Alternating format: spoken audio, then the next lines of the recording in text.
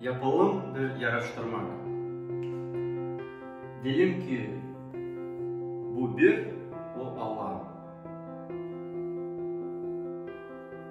Bu sıfır, o sizin hepsi başarılarınız bu yaşamakta.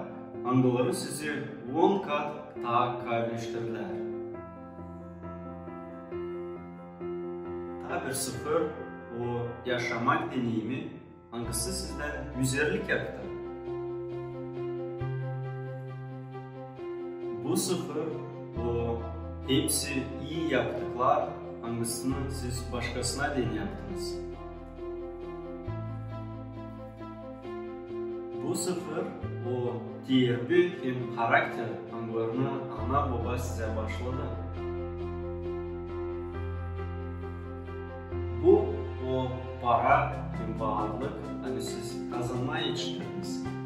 Her bir iyinin sıfır, 10 katına sizi iyileştirir.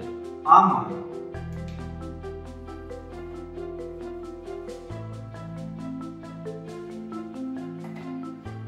eğer sizin yaşamınızda yoksa bir Allah, o zaman kalanını faydasız sıfırlar.